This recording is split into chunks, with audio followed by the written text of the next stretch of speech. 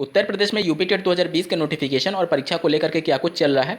CTET 2021 का notification कब जारी होगा, जूनियर एडेड भर्ती परीक्षा के बारे में बात करेंगे। साथ ही प्राथमिक शिक्षक भर्ती के क्रम में प्रमुख सचिव के द्वारा कुछ बातें निकल करके आ रही जिसे आपको जानना बेहद जरूरी है। साथ ही माननीय बेसिक शिक्षा मंत्री जी के द्वारा एक स्टेटमेंट दिया गया है कि अंग्रेजी मीडियम जो परिषदीय प्राथमिक विद्यालय होते हैं उनको बंद किया जाएगा। तो क्या इससे शिक्षक भर्ती पर प्रभाव पड़ेगा?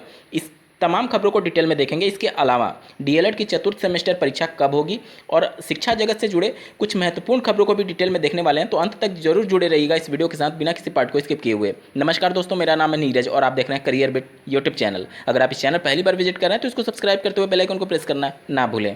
यूपी टेट 2020 के नोटिफिकेशन, परीक्षा और नई प्राथमिक स्तर की शिक्षक भर्ती का विज्ञापन कब जारी किया जाएगा, इन सभी सूचनाओं को प्राप्त करने के लिए अभ्यर्थी उत्तर प्रदेश शासन में विशेष सचिव के पास गए थे।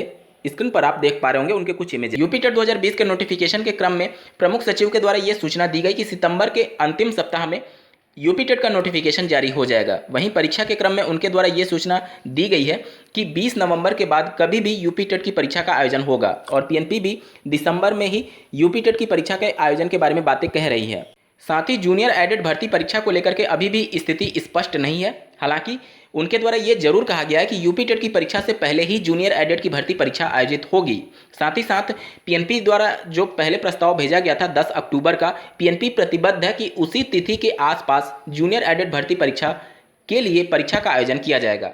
साथ ही नई प्राथमिक स्तर की शिक्षक भर्ती के बारे में अभ्यर्थियों के द्वारा पूछने पर प्रमुख सचिव के द्वारा ये अवगत कराया गया कि शासन स्तर पर प्राथमिक स्तर की शिक्षक भर्ती को लेकर के कुछ भी चर्चा नहीं हो रही है। हालांकि अभ्यर्थियों के दबाव देने के बाद से उन्होंने ये जरूर कहा है कि उनकी बातों को वो शासन स्तर तक पहुंचा देंगे कि अभ्यर्थी नई प्राथमिक स्तर की शिक्षक भर्ती की मांग कर रहे हैं। ये हालांकि शासन स्तर तक पहुंच चुका है। अभ्यर्थियों के द्वारा लगातार ज्ञापन भी दिए गए हैं और धरना प्रदर्शन के माध्यम से भी शासन के संज्ञान में है कि अभ्यर्थी नई प्राथमिक स्तर की शिक्षक भर्ती की मांग कर रहे हैं। लेकिन बावजूद इसके उनके द्वारा स्पष्ट शब्दों में यही कहा गया कि अभी तक शासन स्तर पर नई प्राथमिक स्तर की शिक्षक भर्ती को लेकर भी कुछ भी चर्चा नहीं हो रही है। माननीय बेसिक शिक्षा मंत्री जी के द्वारा कानपुर में एक सभा को संबोधित करते हुए उनके द्वारा ये प्रतिबद्धता जाहिर की गई कि उत्तर प्रदेश में प्राइमरी शिक्षकों का शहरी और ग्रामीण कार्डर जो होता है वो समाप्त किया जाएगा और इंग्लिश मीडियम स्कूल बंद किए जाएंगे। स्क्रीन पर पूरा आप आर्टिकल देख पा रहे होंगे। इसके बाद से सोशल मीडिया साइट्स पर बहुत सारी भ्रामक खबरें चलने लगी कि स्कूल बंद हो रहे हैं, प्राइमरी परिषदीय प्राथमिक स्कूल, तो इससे शिक्षकों की भर्ती पर प्रभाव पड़ेगा। देखिए, ये आर्टिकल जो लिखा गया है इसमें थोड़ा सा मिस इंटरप्रेट हो गया है। यहाँ पर स्कूल बंद नहीं किए जाएंगे। जैसा कि आपको ज्ञात होगा, राष्ट्रीय शिक्षा नीति 2020 में ये क्लियर मेंशन किया गया है कि परिषदीय प्राथमिक विद्यालयों में जो शिक्षा होनी चाहिए वो स्थानीय भाषा में होनी चाहिए। मतलब ये पहले इंग्लिश मीडियम परिषदीय प्राथमिक स्कूल खोले गए थे, लेकिन अब राष्ट्रीय शिक्षा नीति इस पक्ष में है कि इंग्लिश में नहीं बल्कि हिंदी में ही, जो उनकी स्थानीय भाषा है उसी में उनको शिक्षा प्रोवाइड किया जाए। तो यहाँ पर स्कूल बंद नहीं किए जाएंगे, सिर्फ इंग्लिश मीडियम का जो मोड था उसको खत्म करके हिंदी मीडियम के मोड में पढ़ाई किया जाएगा। हालांकि मैं यहाँ पर जरूर मेंशन करना चाहूँगा कि प्रदेश की सरकार ने ऐसे परिषदीय प्राथमिक विद्यालय जो कि जिसमें 30 से कम छात्र थे वहाँ के विद्यालयों को बंद करने के आदेश जारी कर दिए थे और उन सभी अभ्यर्थियों को, मतलब जो छात्र थे, उनको पास के परिषदीय प्राथमिक विद्यालय में शिफ्ट करने की योजना प्रदेश सरकार की थी। इसकी वजह से निश्चित तौर पर प्राथमिक स्तर की शिक्षक भर्ती पर प्रभाव जरूर पड़ेगा, क्योंकि जितने स्कूल बंद होंगे उतना ही क्योंकि अगर ये छात्र अगर यहाँ से हट रहे हैं तो इस बात की भी गारंटी नहीं है कि पास वाले परिषदीय प्राथमिक विद्यालय में उनके गार्जियन उनको भेजेंगे या नहीं, क्योंकि सरकारी स्कूलों में जो बच्चे पढ़ते हैं उनका जो आर्थिक स्थिति होता है वो किसी से छुपा नहीं होता है। तो इसको लेकर के भी बहुत ज़्यादा संशय है कि वो अपनी बच्चों को पास के विद्यालयों में भेजेंगे या नहीं, और अगर नहीं भेजते हैं तो उस कंडीशन में छात्रों का अनुपात घटेगा, उसके अनुरूप शिक्षकों की मांग घटेगी, क्योंकि छात्र शिक्षक अनुपात के हिसाब से ही नई वैकेंसीज आती है। सीटेट 2021 के नोटिफिकेशन के बारे में अगर बात की जाए तो इसका भी नोटिफिकेशन सितंबर में ही प्रस्तावित है।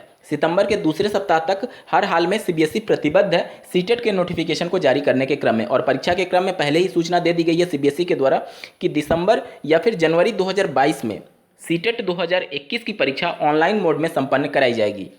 साथ ही प्रदेश सरकार के द्वारा आंगनबाड़ी कार्यकर्ताओं के लिए 53,000 पदों पर जो वैकेंसी निकाली गई थी उस भर्ती प्रक्रिया पर रोक लग गई है। स्क्रीन पर आप देख पा रहे होंगे, निरस्त हो आंगनबाड़ी कार्यकर्ता भर्ती। जैसा कि आपको ज्ञात होगा, इसमें ईडब्ल्यूएस कोटे से संबंधित अभ्यर्थियों को आरक्षण का लाभ नहीं दिया गया था, जिसके बाद से ये पूरा मामला हाईलाइट हुआ और इस भर्ती प्रक्रिया पर एक तरीके से अस्थायी तौर पर रोक लगी हुई है। डीएलएड 2019 बैच के फ्रेश पास अभ्यर्थियों के लिए चतुर्थ सेमेस्टर की परीक्षा और पहले के बैच के अभ्यर्थी जिनको चतुर्थ सेमेस्टर की बैक परीक्षा में सम्मिलित होना है, उनके लिए परीक्षा तिथि की घोषणा पीएनपी के द्वारा अभी तक नहीं किया गया है, जिसको लेकर के अभ्यर्थियों में खासा रोष है।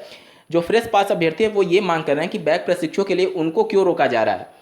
आखिर प्रमोट होने का फायदा क्या हुआ जब उन सभी प्रशिक्षुओं को भी उनके साथ घसीटा जा रहा है। तो इन सबको लेकर के अभ्यर्थी एक धरना प्रदर्शन और पीएनपी एससीईआरटी पर दबाव बनाने की तैयारी में है, ताकि जल्द से जल्द चतुर्थ सेमेस्टर की परीक्षा का आयोजन किया जाए। यहाँ पर 19 बैच के फ्रेश पास अभ्यर्थियों की परीक्षा हो ना हो, लेकिन कम से कम पहले बैच के प्रशिक्षु जो थे उनको फालतू में वेट कराया जा रहा है, क्योंकि जब प्रत्येक सेमेस्टर की बैक परीक्षा हो रही थी, प्रथम से लेकर के तृतीय सेमेस्टर की, तो चतुर्थ सेमेस्टर की भी परीक्षा हो जानी चाहिए थी।